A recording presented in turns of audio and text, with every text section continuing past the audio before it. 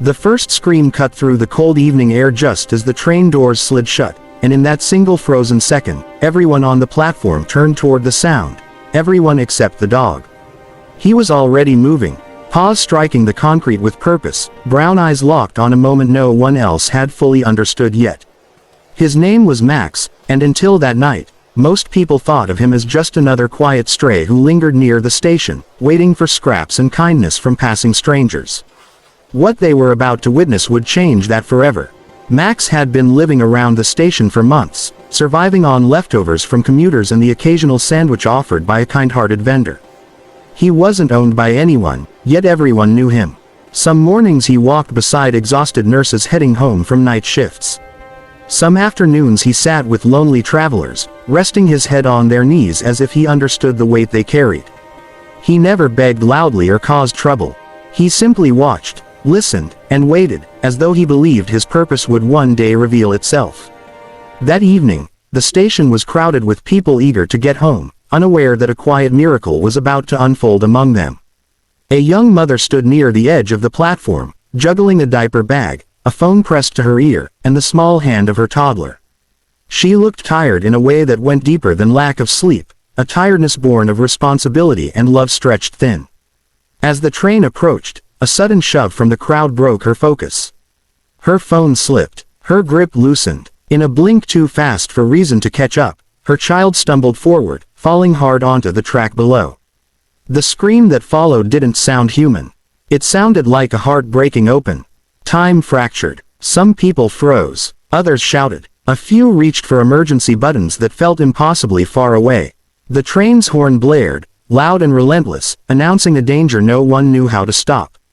In the chaos, Max didn't hesitate. He didn't bark or look around for permission. He ran. Leaping from the platform, Max landed beside the crying child, whose small body trembled with fear and confusion. The ground shook as the train closed in, its lights glaring like an unstoppable force. Max nudged the child gently at first, then more urgently, positioning himself between the child and the oncoming danger.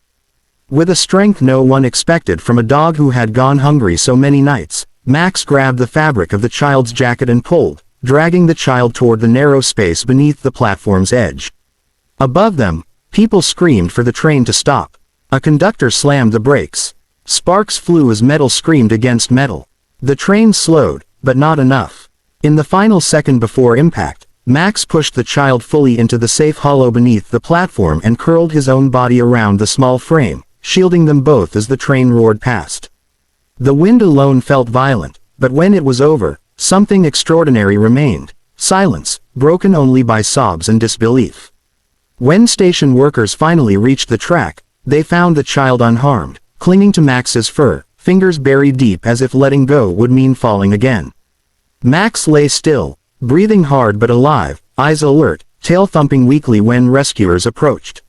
The mother collapsed to her knees, tears streaming as she reached for her child, her hands shaking not just from fear, but from the realization that a life had been saved by a dog no one had thought twice about before.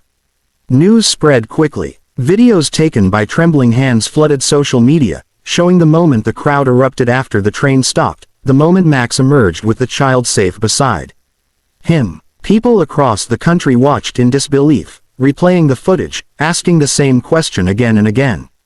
How did a stray dog know what to do? Why did he run when others froze? What this dog did next, without thinking, without training, without obligation, left everyone in absolute shock. In the days that followed, the station felt different. People arrived not just to catch trains, but to catch glimpses of Max, now resting comfortably near the security office, a soft blanket beneath him and fresh food always waiting.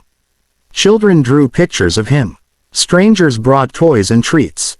News crews came and went, telling his story in countless ways, but none of them fully captured the quiet truth behind his actions.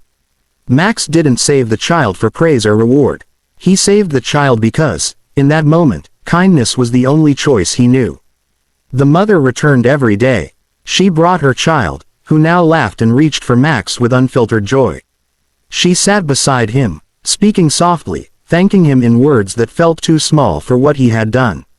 She shared her story with others, not as a tale of fear, but as a reminder of how quickly life can change, and how help can come from the most unexpected places. Watching her, people began to reflect on their own moments of hesitation, their own chances to act when someone else needed them. A local shelter offered to take Max in, but the community had other ideas. A retired firefighter volunteered to adopt him, promising a home filled with warmth and care, but also allowing Max to visit the station whenever he wished. It felt right, like honoring the place where he had revealed his heart to the world. Max adjusted slowly to his new life. Soft beds, regular meals, gentle hands, but he never lost the calm attentiveness that had defined him. He still watched people closely, as if reminding them to watch one another too. What struck people most wasn't just Max's bravery, but the mirror he held up to humanity.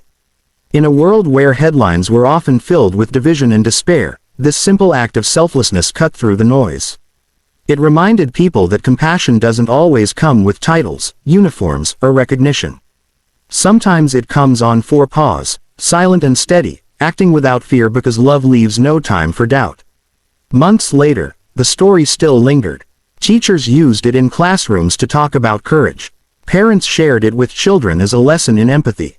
Strangers smiled more often at one another on the platform, perhaps wondering if today would be the day they too were called to act.